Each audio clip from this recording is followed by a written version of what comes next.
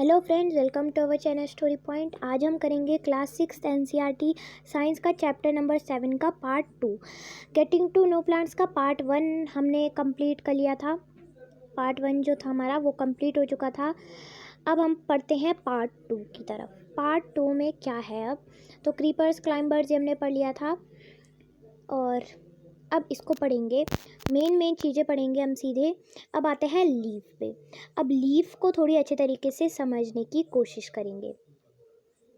Observe the leaves. Observe the leaves of some plants around you and draw them in your notebook. Are all the leaves of same size, shape and color? आपके आसपास जितनी भी leaves होगी, आपके आसपास जितनी भी leaves होंगी, क्या सारी लीव्स का शेप और कलर सेम होगा? नहीं होगा। किसी का कलर अलग होगा या फिर किसी का शेप अलग होगा या फिर किसी के लीव्स में डिज़ाइंस अलग होंगे। तो अब how are leaves attach to the stem? How are leaves attach to the stem? The part of leave by which it attach it to the stem is called petiole. जैसे how are the leaves attach to the stem, मतलब जो leaf का जो part होता है जिससे वो attached होता है उसको हम पेटियोल कहते हैं। मतलब जैसे ये स्टेम है, ये जैसे ये स्टेम है, फिर इससे जो ये पार्ट अटैच्ड हुआ वो होता है, लीफ का जो ये पार्ट अटैच्ड हुआ होता है इसे हम पेटियोल कहते हैं। अब लेमिना क्या होता है? The board green part of the leave is called lamina. Lamina आप लोगों ने जो क्या होता है, जो इस तरीके से जो डिज़ाइन बने हुए होते हैं, ये इस तरीके के जो इस लीव्स पे ये जो डिज़ाइंस बने हुए होते हैं, ये आप लोगों ने देखे होंगे हर लीव्स में डिज़ाइन बने हुए होते हैं। ये डिज़ाइंस को हम लेमिना कहते हैं। अब पढ़ते हैं वेन्स के बारे में। The lines of the leaf are called veins. जो ये लीव्स होती हैं, जो ये लीव्स होती हैं, फिर इनमें जो ये लाइंस बनी हुई होती हैं, इन्हें हम क्या कहते हैं? वेन्स, इन्हें हम कहते हैं। नेक्स्ट है, डू यू सी। अब मिडरिप किसे कहते हैं? जो ये पत्ती है आपको यहाँ पे बताई गई है, इस पत्ती को आप किनारे से तो इसके डिज़ाइन रहते हैं लेकिन जो ये बीच में जो ये स्टेम जारी हुई होती है इसको हम मिडरिप कहते हैं। मिडल का जो पार्ट होता है, मिडल की जो एक रिब होती है उसको हम मिडरिप कहते हैं। The design made the veins. The design made by veins in a leaf is called the leaf venation.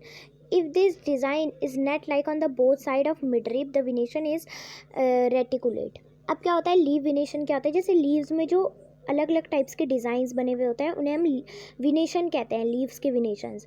अब इन विनेशंस में क्या आता है, एक तो इस तरीके से जैसे ये लीव्स है, कुछ जिन लीव्स में इस तरीके के नेट बने हुए होते हैं, इस तरीके के नेट बने हुए होते हैं, उन्हें हम क्या कहते हैं? रेटिकुलेट विनेशन कहते हैं, रेटिकुलेट विनेशन।